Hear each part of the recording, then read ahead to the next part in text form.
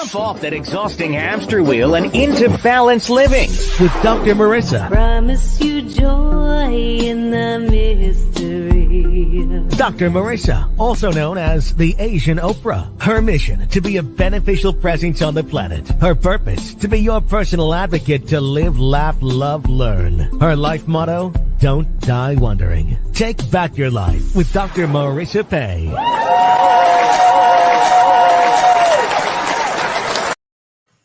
And welcome. You're tuned in to Take My Advice. I'm not using it. Get balanced with Dr. Marissa, the morning show here on NBC News Radio, CNBC, and NBC Radio Sports, KCAA, AM 1050, FM 102.3, FM 106.5, and streaming everywhere. Thank you for that little thumbs up that just came in. iHeartRadio, Spotify, Stitcher, Amazon Music, Audible, iTunes, Tune In, Podchaser, JioSun, a plethora of other stations, including Rumble, Tiki Live TV, and of course, streaming on my Facebook now and LinkedIn and YouTube, so you can chat and watch and listen. And we are still going strong. This is year 9, show number 773, I believe. And we've recently started doing some interesting things called co-hosting. So every Thursday, I'm here with Straight Talk with Dr. Marissa. And Sam works and forgot his laptop this morning. So you're going to have to deal just with looking with me. And imagining him, but please welcome my co-host, Sam Works. I will be all. How we doing? You beat me on the applause button.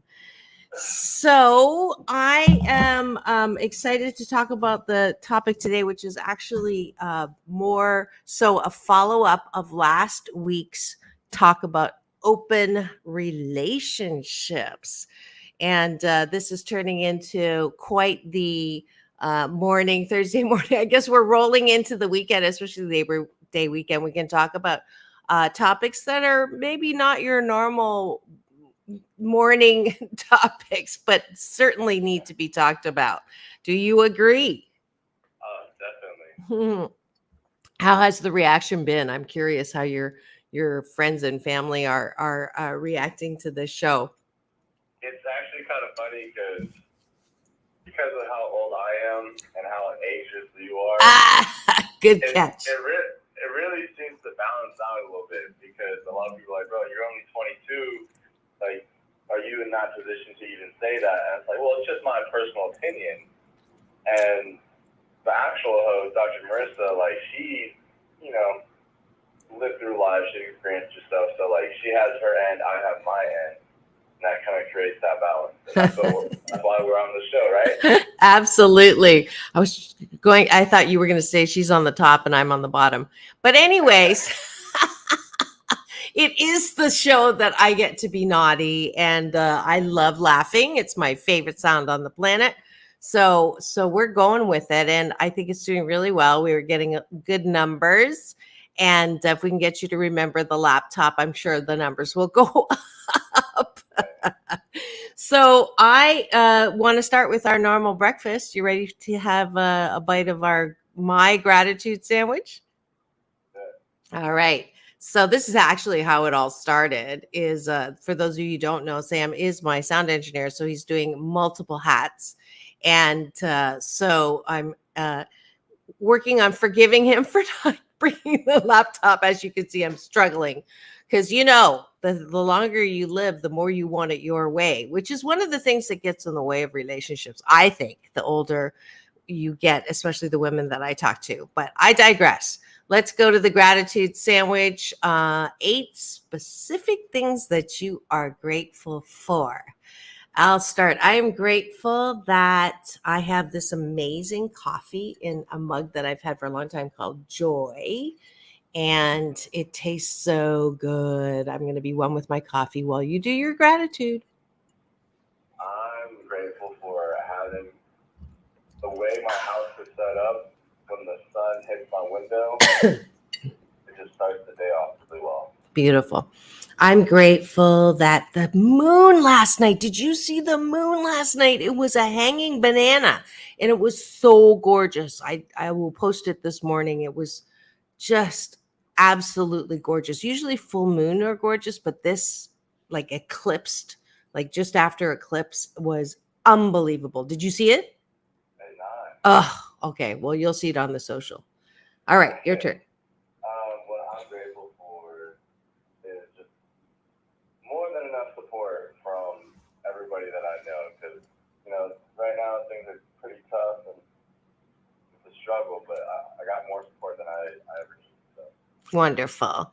I am grateful that my mom is back in the hospital because she gets better care there, although it is pretty stressful.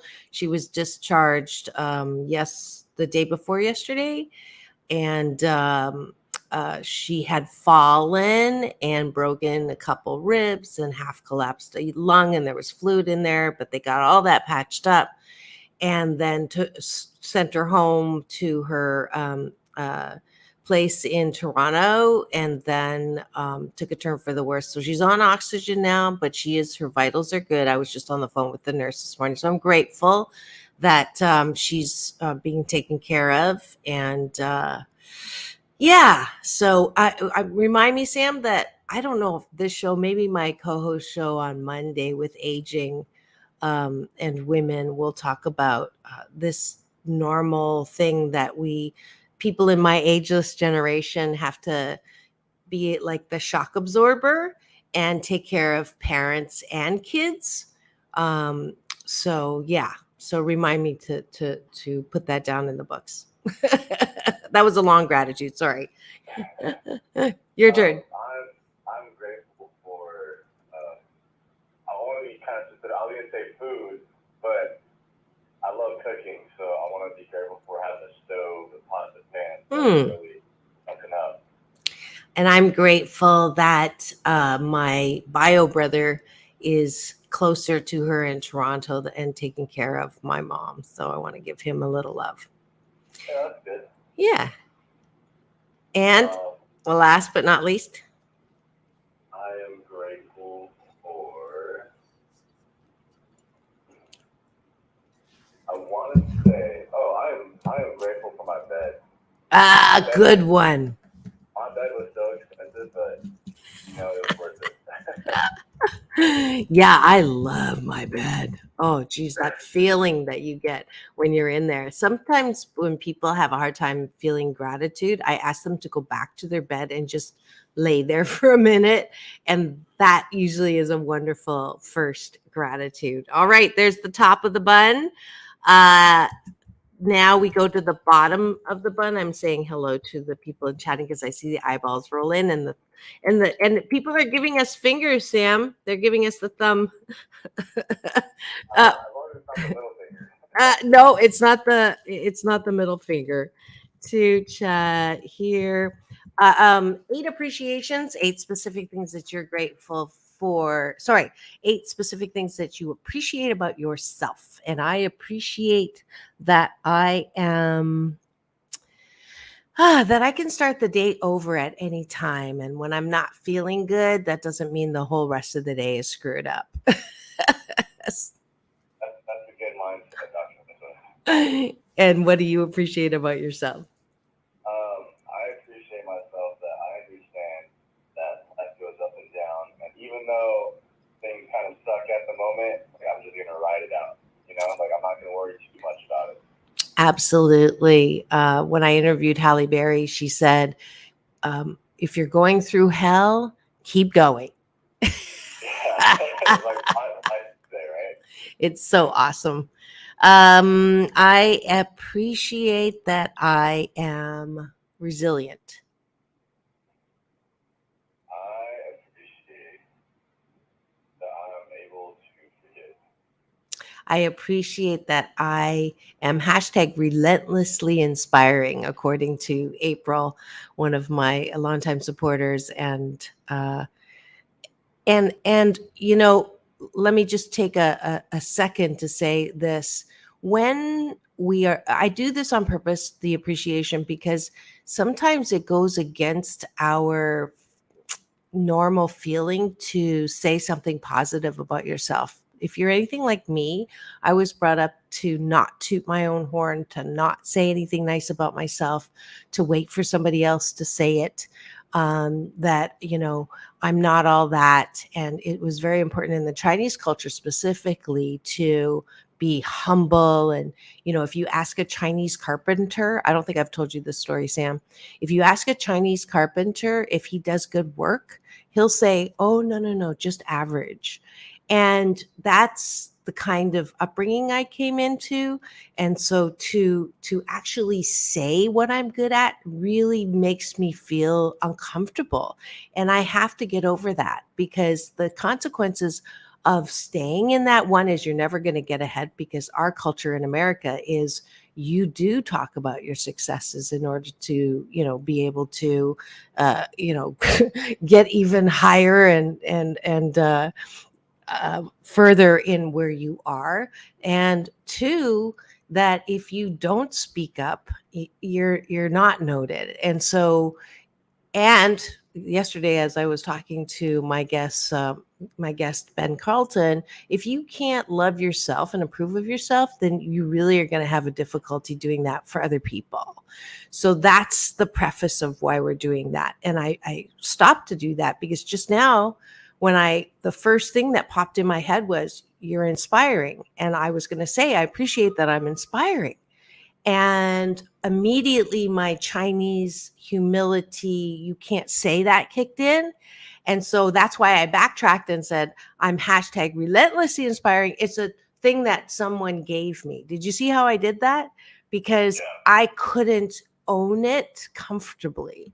So if you're anything like me and you have problem taking compliments, it's time to work on that, because truly it is tied to our ability to not be depressed. A lot of times when you're depressed, you are really hard on yourself. You think you're good for nothing. You're never going to get it. You're going to be worthless. And thank you for all the hearts on that one. It's so important for us to own that so that we're not constantly looking outside of ourselves for compliments. And those are fleeting, and you won't believe them anyways. So I am inspiring. I'm owning that.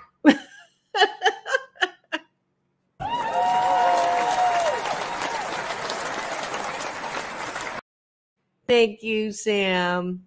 You're welcome. That You was have a one more? yeah.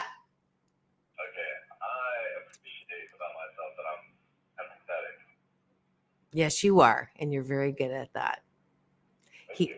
Yay. So that's the bottom of the bun. You've had your gratitude sandwich for the day. Please go forth and have the best day ever on that. And if you practice 30 days in a row, that's how long it takes to create a good habit or get rid of a bad habit. Some people say it's 21 days. I'm giving you 9 extra days. And at that, if you do this for a month, I promise you that you will have better days in the middle of the top and the bottom of the bun. All right. Now, the juicy part of the bun is we're going to talk about one, till death do us part. Is that truly the only way to see successful relationships? Number one. And two, we left off with a provocative question to Sam about pleasuring and making your partner feel good. And I asked him point blank, what if you find out that this entire time that you thought you were making a woman happy, they turn out to be faking it? And they tell you that. So those are the two interesting questions we're going to address today. We'll start with the first one and ease ourselves into the second one. And good morning to Colette Tracy. She's my every other Monday co-host on this show, and she's saying hello. And hopefully you heard that whole thing before about a topic that I think is important to talk about for our Monday show the next time you come on, which is the shock absorber generation of our ageless generation having to deal or address elder care and child care at the same time. All right. Go ahead, Sam. Okay, so the question was, do you think that getting married till death do us part Yeah. is the only way to have a satisfying relationship? E- I don't think it's the only way, but I do think that if you're going to commit to doing that, then it's a huge commitment. But I think it's just because it's such a general thing, like everyone should be doing it. Then I don't think it's going to really work out. But if you truly believe, because I know people who are married and they hate each other, but they've been together for so long and they're older now, they're like, what's the point of getting divorced? yeah. But also, I know people who've had like their 65th, anniversary, and they love each other till death do them part. So I definitely think it's not a black and white. It's very gray, and it's to the individual and the couple themselves. So let's do a little history lesson, because I absolutely agree with you. It's not black and white. It's not right, wrong, that Newtonian thinking that a lot of Americans carry as part of our culture. Like, what's the problem? And there's one solution. So, yes, absolutely, the balance, the gray area. But let's go back. And what I learned yesterday from my guest is that there were certain groups of people who made law. So, when you say King James version of the Bible, it never hit me until yesterday that basically people are revising what they think is the truth in aligned with their own BS, their belief systems. So to say that, and I digress with the Bible, but it's because till death do us part really comes from that era, right? In the past, it was very adamant that if you polyamorism that we talked about last week, or open relationships, or anything, was a sin, because what you are supposed to do is born, grow up, go to good school, get a good job, find one person, your life partner.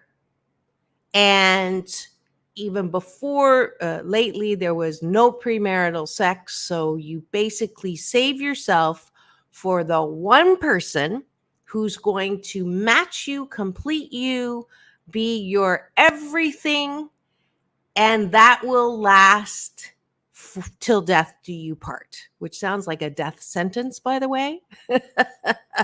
But do you agree that that was the expectation for everyone? And if you didn't do that, there was something wrong with you, or you sinned, and or both.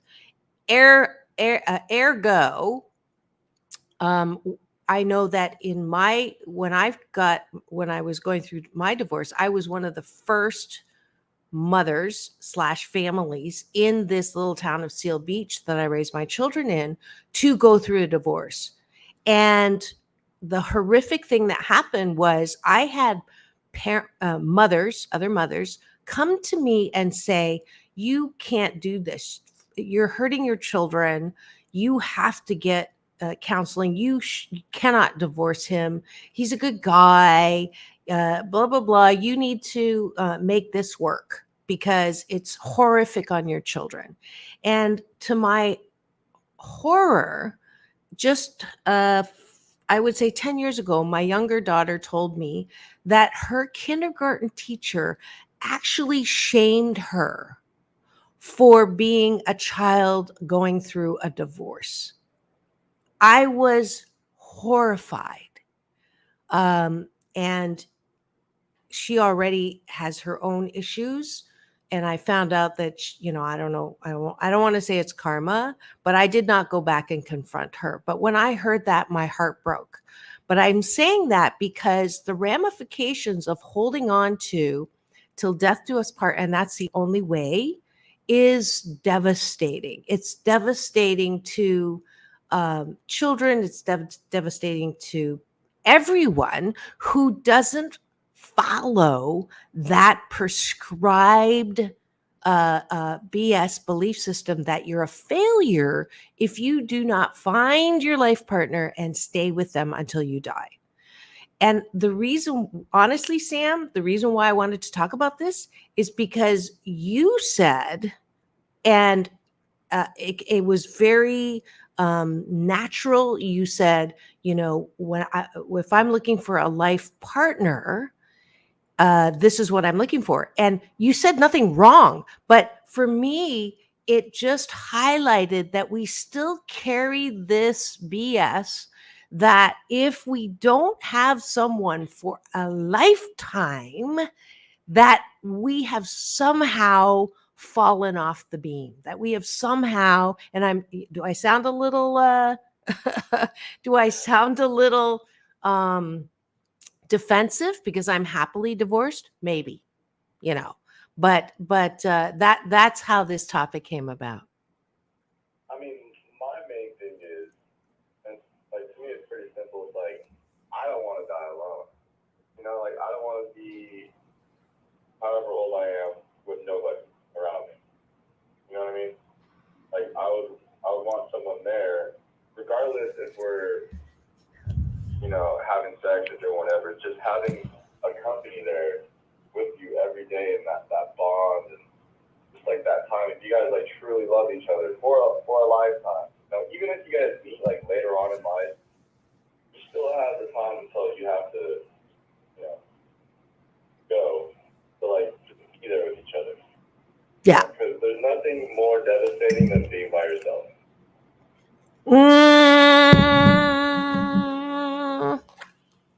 I don't know about that, Sam. That might be for next week's topic. And here's where the ageless versus 22 comes in. First of all, thank you to the LinkedIn. Someone's streaming it on LinkedIn, and I apologize. I'm going to try to find a way to see who they actually are. But thank you for the sentiments about, wow, terrible, the story that I told about what happened to my daughter and the teacher. Yeah, it was terrible. And this is another BS that is yours and is absolutely it works for you. And many people believe that growing old and being alone is the worst. How did you say it? The worst possible thing ever. And I'm going to have to say that BS for me, for sure. And again, comes out of that puritanical, what the powers that be in that time that said you have to be with a person because growing old with someone is the norm, is the desire, is the end all. And I absolutely don't know if that's true for me, because if you have a relationship, let's say I know I represent a lot of women who are single, happily divorced, professional women, strong, tad opinionated, like to do and have and experience how they like to have an experience. And to have a relationship at this point requires quite a bit more compromise than, let's say, my relationships that I had decades ago. Again, I'm saying that I'm ageless. So if I have like 8,000 days left in my life, which is about what I think is going to happen, then do I want to spend it looking again for a partner till death do me part? So again, it's that is that I'm testing that. Is that hypothesis really true? And here and before I get people mad at me, am I advocating that you go from person to person and ships that pass in the night every night? Which is normally what we say, right? We go from one extreme. Well, if it's not marriage, are you saying you're going to be polyamorous or polygamy or all that and have like no relationship at all? And the answer is absolutely not. But for me to go and now still have that, I have to find that one because I don't want to grow old by myself, is, I don't think, useful for me, because then I'm still like feeling like I'm not good enough on my own, or somehow I'm incomplete until I find that person. I think when it comes to people, it has to be like the law of acceptance, right? So I don't feel like you should be forcefully going out there hunting someone down, knock them down. But have you ever seen the Irishman? It was so boring. I'm sorry. Yes. All right. But if you fast forward to the very end, like literally the last scene, Okay. he's at a group home or older facility, and the guy comes in like the nurse, and he's like, "Hey, is there anything else I can get you before I leave?" He's like, "Oh, well, where are you going?" Like, it's Christmas. I won't be back until like January. And he just said, "No, it's okay. Enjoy your time. Just leave the door open." And then the scene is just him sitting in the corner during Christmas all by himself because he had nobody. And that was like a big turn in my eyes. Okay. And I'm not saying you have to have a lover for the rest of your life, but like a partner, even a best friend, Yeah. So that helps too. Yeah. Okay. So I did find out. Welcome to the show, Jerry Hart. It's been a long time. I used to consult with where I think you're still at Loyola Marymount. I shouldn't say I used to. It's a wonderful client, and she's the one who's giving these great comments, which is not true. She's with me. Alone doesn't have to be alone. but okay. And at the risk of contradicting myself, I'm going to say the following, Sam, not because I want to agree with you, but just so that I'm not like all the way over on the other side of the fence and going into the other home. It is true that romantic relationships give you something that you cannot get any other way. So your relationship with your children, your relationship with your parents, your relationship with your friends, your relationship with your coworkers. I think I've covered your relationship with strangers, your relationship. Those don't give you that special kind of tingle, the butterflies, when you see older people holding hands, or every time my bonus parents, Dolores and Graham, they, when they give each other smooches, they say prayers before they go to bed together. I'll be on the phone with my dad. He's 92. He'll say, "Hold on one second. I'm just looking at how beautiful my wife is." I kid you not. And I mean, yeah, that is, they've been married 72 years. And it's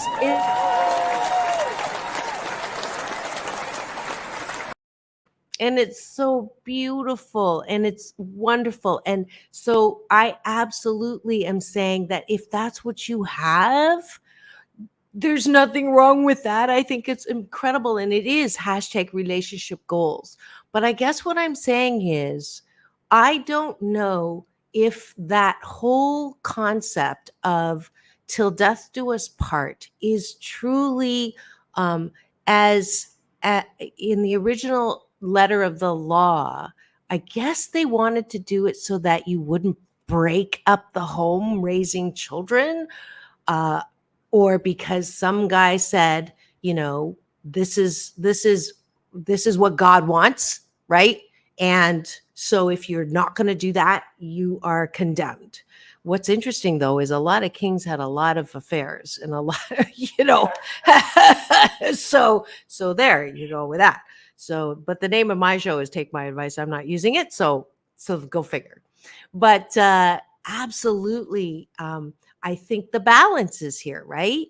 It's important to open yourself and believe that relationships with other people, romantic relationships, are important, and it is a good thing to have. And at the same time, not to hang your hat that if you don't have one, number one, and if you're not hunting them down, as Sam just said, that's where it is. That's where it is.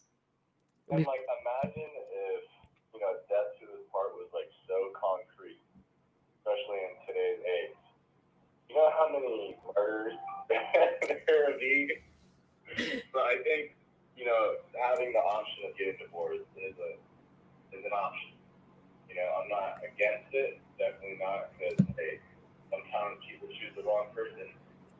And I think another topic would be, getting into relationships like too early. Like, I know people who get married months after dating. And then I also know people who get married years after dating. And I'm probably on that boat. Mm-hmm. Mm-hmm.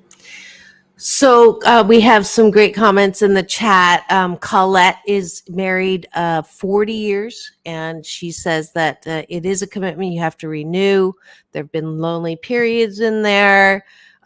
We also die alone no matter who we love and have in our lives. And we got a hi from a LinkedIn user, and I can't see what who it is, but I will look that up. But yeah, absolutely.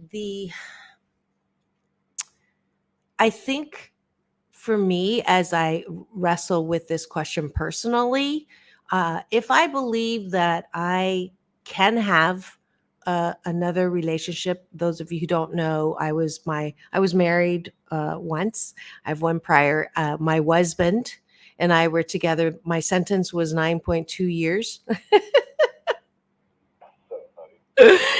And I wish him all the best. I really am grateful for the time that we had, because we have two beautiful girls inside and out, and I couldn't have had those daughters without him. So, and if you look in my book, 8 Ways to Happiness, chapter 4 is on hatred into forgiveness. And obviously, divorce is not an easy thing.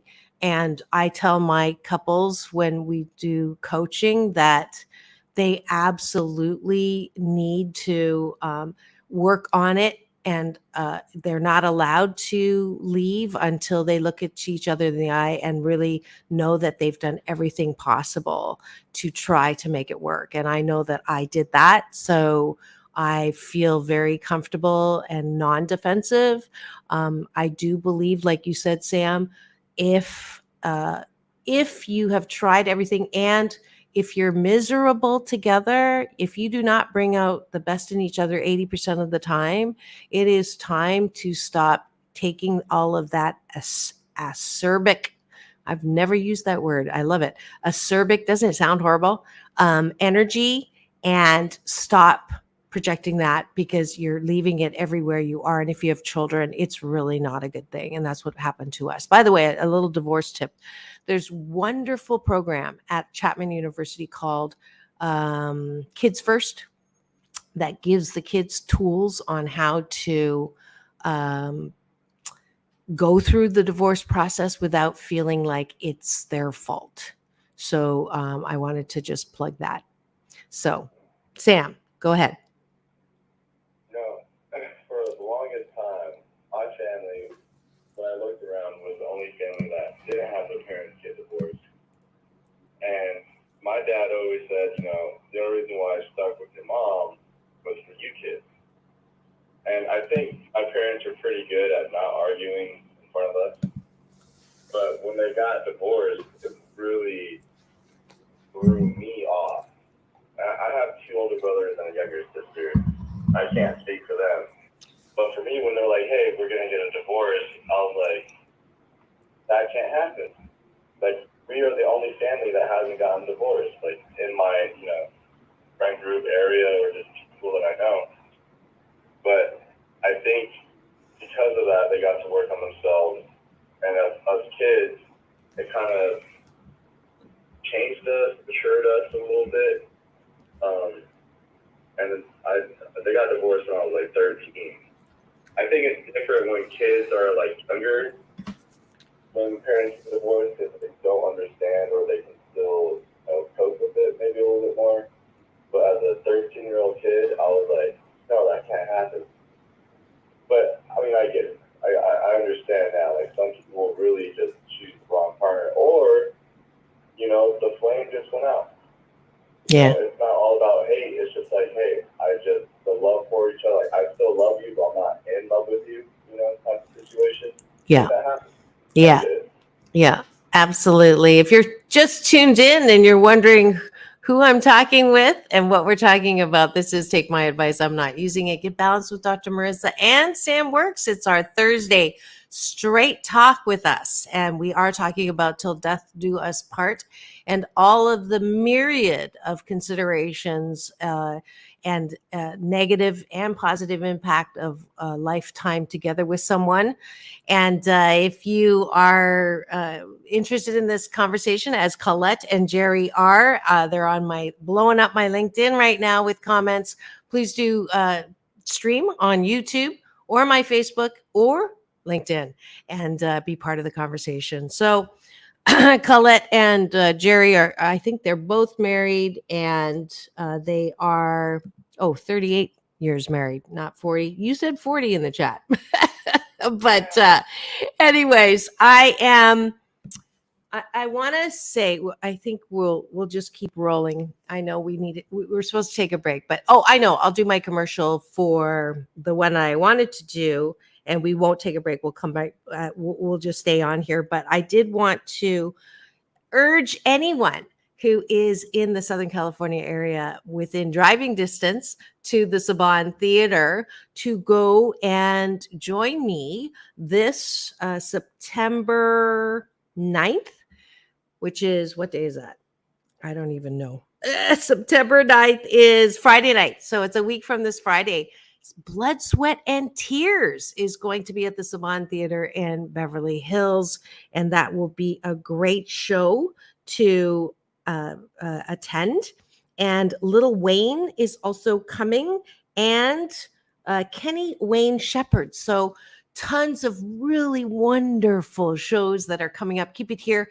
The first person to go to drmarissa.life and put in Blood, Sweat, and Tears will get a pair of tickets to attend with me in Beverly Hills, September 9th at the Saban Theater. If you go to drmarissa.life and put in let's put in tears. I don't want to put in blood on the subject line. You will be the Asian Oprah giveaway winners for today. And yes, you are tuned here to Take My Advice. I'm Not Using It. Get Balanced with Dr. Marissa on KCAA, the station that leaves no listener behind. But don't do the break music because we're going to keep talking, Sam. So, because we don't have a lot of time, and I know there's some people here who really wanted to talk about the faking. But before I'm going to do one final word on this topic, and you can as well before we move on, and that is. I would ask that everyone who is still holding that till death do us part, and I'm oh, look who just came in.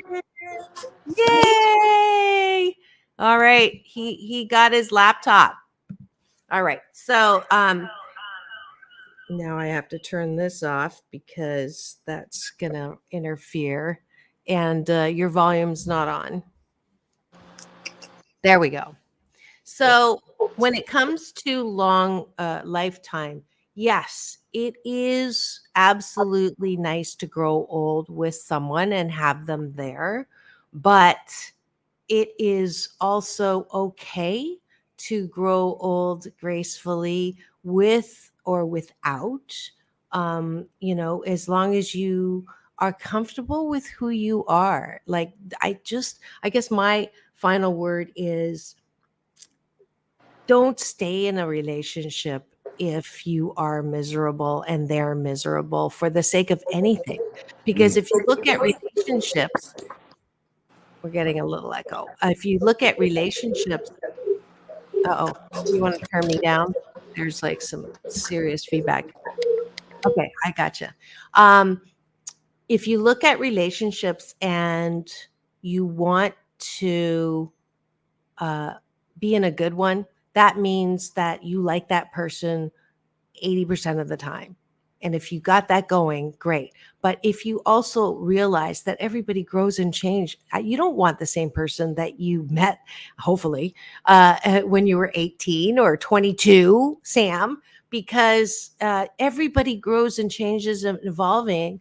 And the chances that you actually do it the same way is pretty unlikely. Everybody changes and grows in their own rate and in their own direction. And to force people who said till death do us part back in here when it's so difficult and so life robbing of your own soul and spirit, that's when I say, you know what, till death do us part is a life sentence, and you do not want to be in a life sentence. So that's my final word on the topic. Your turn. Final word. We got an echo. Hold on.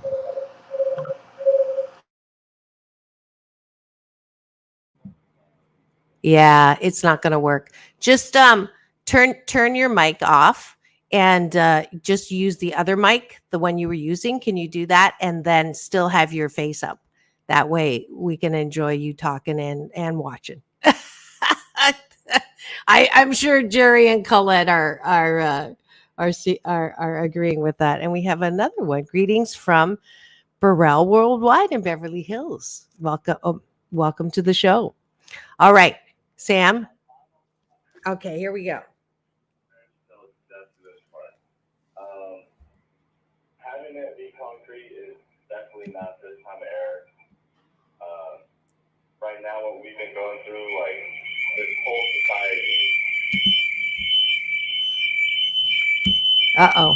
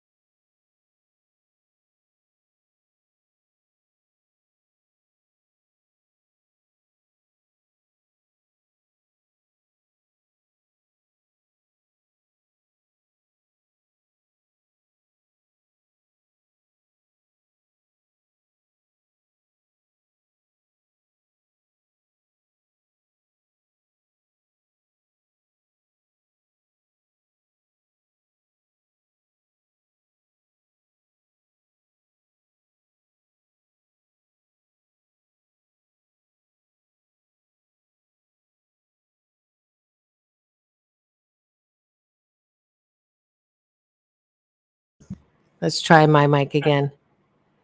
Great. Yeah, great point. Yeah. We're as much as I like your mug on, we had it better before. I don't know what we did last time, but we got to figure out how to repeat that. But okay, so someone said they couldn't hear me. Can you hear me now? we went from that was the most popular phrase, hashtag BC19, the time before COVID, was can you hear me now? And then it was replaced during COVID to you're on mute. And now we're back to can you hear me now? All right. So hopefully you can hear both of us, but I'm gonna just in our last 10 minutes together, the tricky question, I remember your face when I said it. It was pretty funny.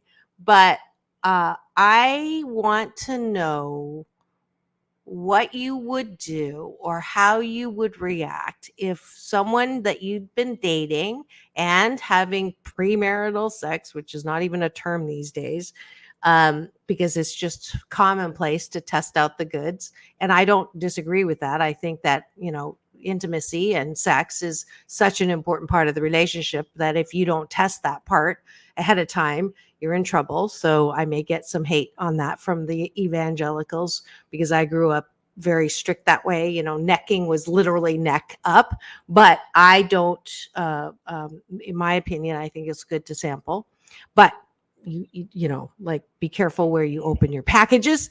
But anyways, what would happen, Sam, if someone that you'd had an intimate relationship for, let's say, a month, sat you down and said, I'm sorry, but I am not, I'm not feeling well, I don't know if they'll say I love you that soon, but I like you and I enjoy, but it's really not doing anything for me in the bedroom. What would you say?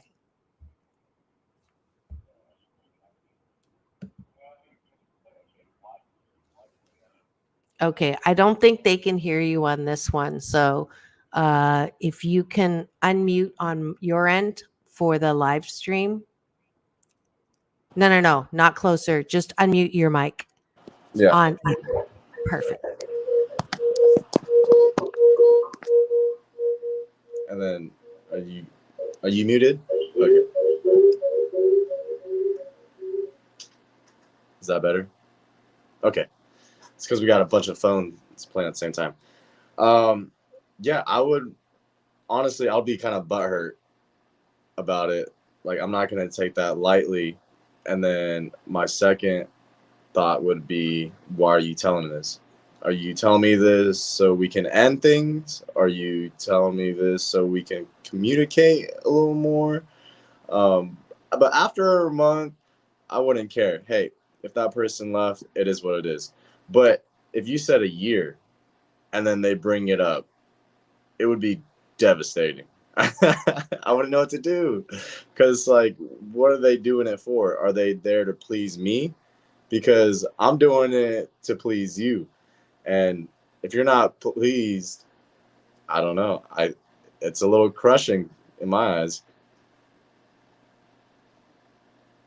I want to make sure that people can hear us. They're all saying they can't hear on all the platforms. But the good news is that if you want to hear this juicy part, you can go to my YouTube channel and get the playback. But so I ask you this on purpose because I believe it's got nothing to do with you, Sam, and your performance. If the woman came and said that, but it actually has to do with the Emotional.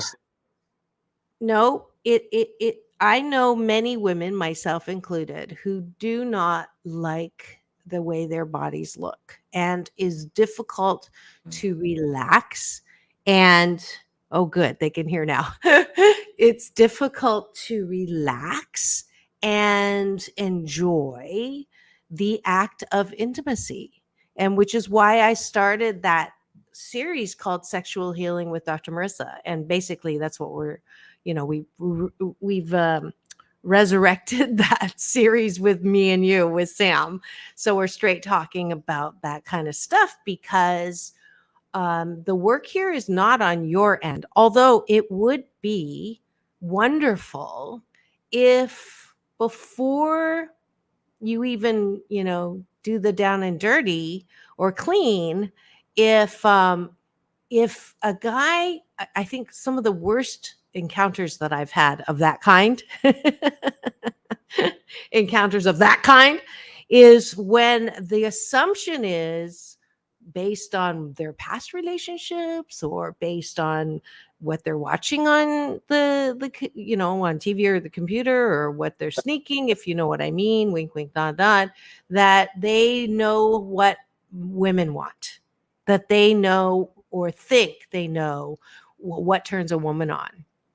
And I think we have our topic next week because just, I don't know, maybe it's not the guy's problem to be with a woman who has hangups in this area, but I do know many, many women who fall in this category who wouldn't it be wonderful, women, if a man before they started up said, does this feel good, or does this feel good, or does this feel good? And no, this is, the first 8 minutes is all about you. I want to know every single thing. And honestly, I would say scratch my back, rub my head. I mean, for me, that is my foreplay, because it's just a symbol of, it's not about me right now, it's about you.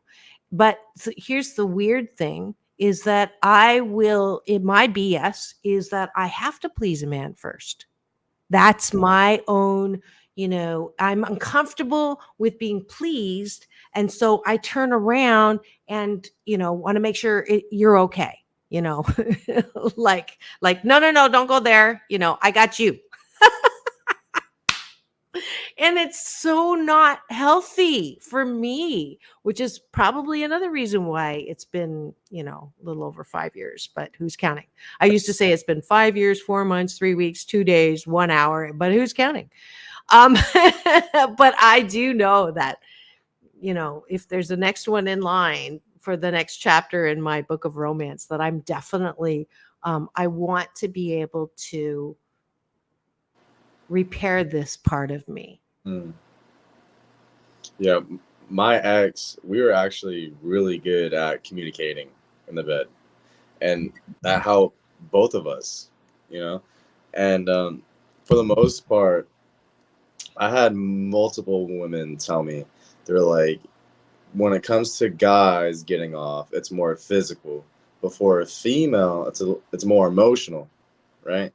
So now that's a stereotypic generalization. However, it is a group difference. It's been studied, so don't even go there. I can hear some people going, that's a stereotype. No, but it is a group difference. Yeah, I mean, I'm supporting you.